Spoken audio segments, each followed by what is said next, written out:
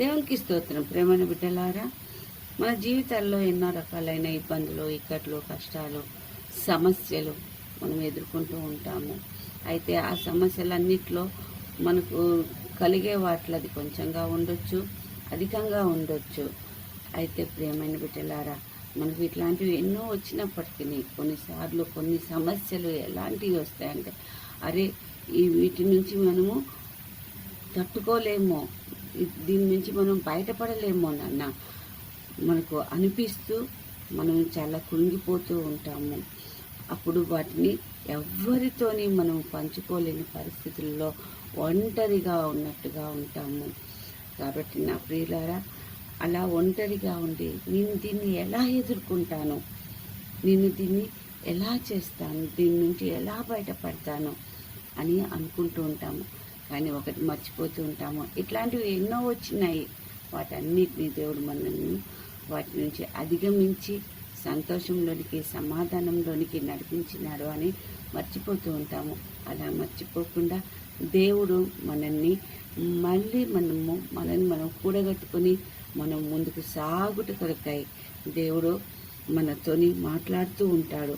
అందులో ఒకటిగా సెరియా గూర్చి ఈరోజు దేవుడు మనతో మాట్లాడుతూ ఉన్నాడు. ఈ సెరియా అనగా వేదన, శ్రమ అని అర్థము. సెరియా ఎవరో కాదండి, ఈమె దావీదు మహారాజు యొక్క సహోదరి. ఈమె పేరుని 26 సార్లు లిఖించబడ్డది బైబిల్ గ్రంథంలో. కానీ ఈమె గురించి ఒకే ఒక వచనంలో రాయబడ్డది. ఈమె గురించి మనకు చాలా ఎక్కువ ఎక్కడ రాసి లేదు.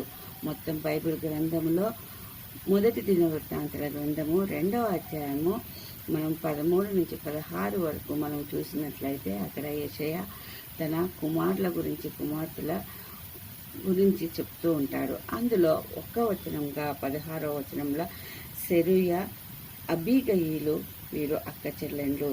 సెరూయా కుమారులు 3, అబీషై, యోవాబు, ఆషాహేలు అని వ్రాయబడి ఉన్నది. ఇంతే తన గురించి వ్రాయబడి ఉన్నది. అయినప్పటికీ ఆమె గురించి మనము కొంచెంగా ఆలోచిద్దాము. ఎందుకు అనిపిస్తుందంటే, ఆమె కుమారులైనటువంటి 3 కూడా దావీదు యొక్క సైన్యంలో అధిపతులుగా ఉన్నారు. వారు ఉండుటయే కాకుండా వారి పేర్లకు ముందు సెరూయా అని వచ్చింది. ఈ సెరూయా యొక్క భర్త గురించి ఎక్కడ వ్రాయబడలేదండి. అయితే సెరూయా యొక్క పేరు వారి కుమారుల పేర్ల ముందు ఉండుటకు కారణమేమి అని మనం కొంచెంగా ఆలోచించినట్లయితే, ఆమె యొక్క జీవితంను మనము ఆలోచించినట్లయితే, ఆమె వారిని ఏ విధంగా నడిపించింది. భర్త లేదు, ఒంటరిగా ఉన్నది. ఆ సమయంలో ఒంటరిగా ఉన్న ఒక స్త్రీ, మహిళ తన పిల్లలను పెంచవలను. ఒకరి కాదు, 2 కాదు, 3 పెంచవలను.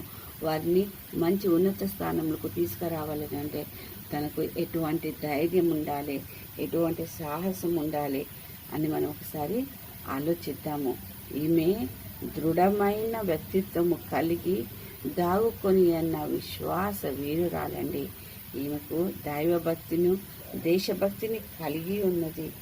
ఆమె పరిస్థితులకు భయపడక తను ఒంటరి పోరాటంను చేసింది. అయినను ఆమె ఎల్లవేళలా తన తమ్ముడైన దావీదును ఆదర్శంగా పెట్టుకొని ముందుకు నడిచింది.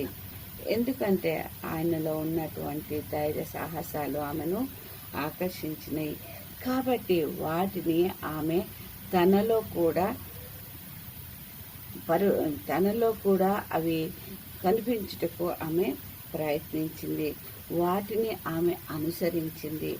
ఆమె ధైర్యవంతురాలండి, విశ్వాస వీరురాలు.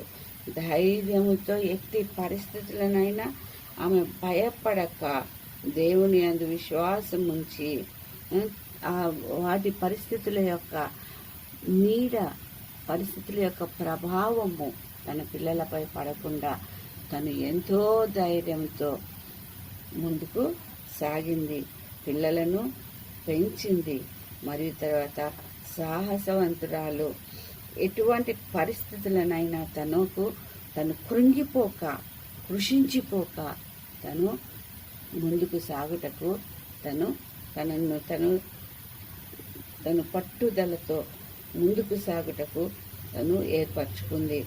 ఆమె ఏదైనా పిల్లలను ఉన్నత స్థానంలో ఉంచాలి అని అనుకున్నది.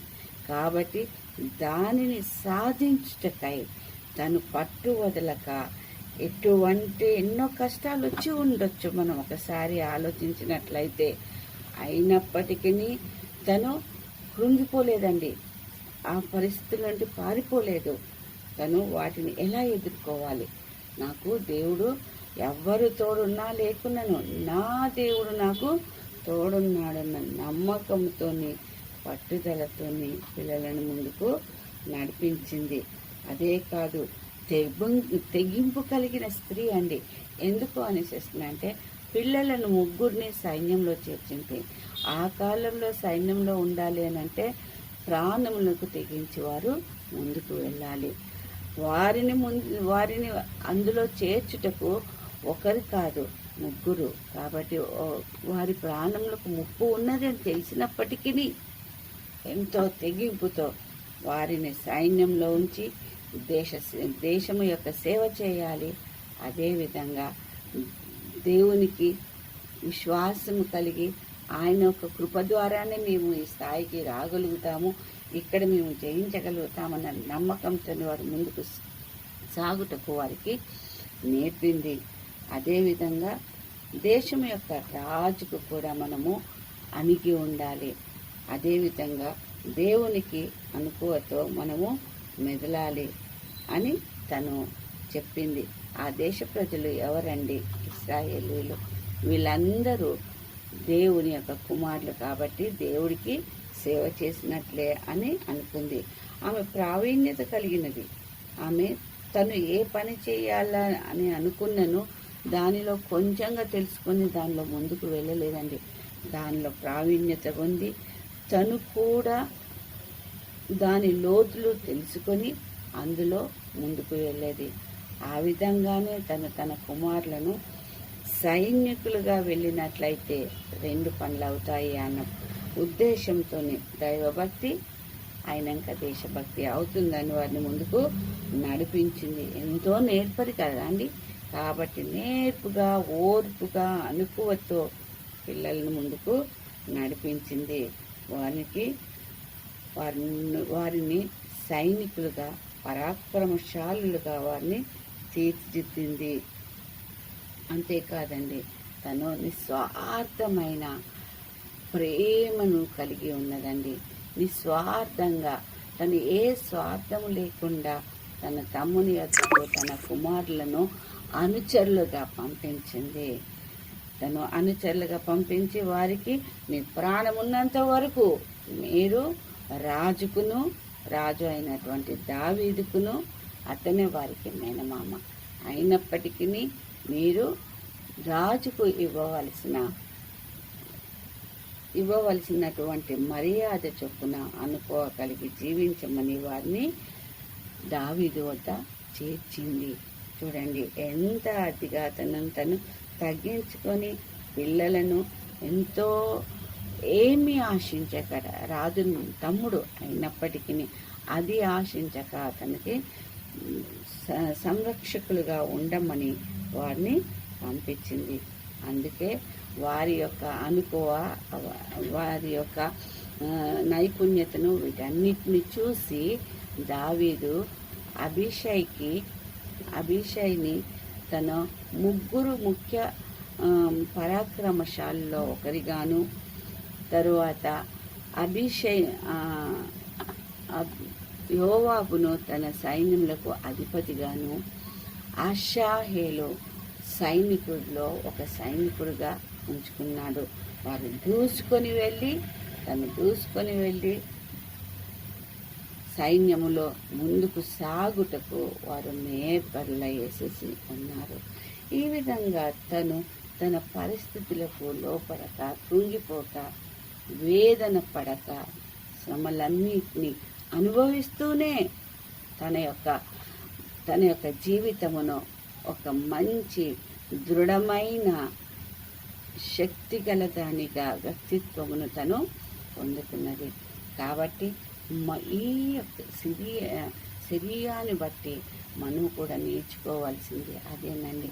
ఎటువంటి పరిస్థితులు వచ్చినప్పటికీ మనము మన యొక్క దృఢమైన విశ్వాసముతో దేవుని యందు భయభక్తులతో ముందుకు సాగితే దేవుడు మనకు సహాయం చేస్తాడన్న నమ్మకంతో మన యొక్క వ్యక్తిత్వమును కూడా దృఢమైన వ్యక్తిత్వంగా ఏ విధంగా సిరియా జీవించిందో ఆమెలో ఉన్నటువంటి ధైర్యమును, సాహసమును, విశ్వాసమును, నిస్వార్థమైన ప్రేమను, సహోదర ప్రేమను మనము కలిగి మనము ఇక్కడ తను దావీదుని తనకు మాదిరిగా పెట్టుకుంది.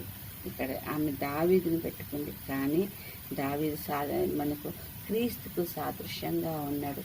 కాబట్టి మనము దేవునిని మనకు సాదృశ్యంగా పెట్టుకొని ఆయన ఏ విధంగానైతే ఈ లోకంలో జీవించి మన కొరకు తన ప్రాణమును పెట్టి మనకు గృహంని ఏర్పాటు చేయటకై వెళ్ళి తిరిగి వస్తున్నాడో మనము అప్పటి వరకు ఆయన రాజ్యమును ఈ లోకంలో స్థాపించుటకు, ఈ లోకంలో మనము అభివృద్ధి పరచుటకు మనము వాడబడిలాగిన మనము కూడా శరీరాలాగా మన జీవితాన్ని దృఢపరచుకొని దృఢమైన వ్యక్తిత్వంలో ఆయన సువార్త సేవలో ముందుకు సాగుటకు దేవుడు మనల్ని వాడుకొని గాక.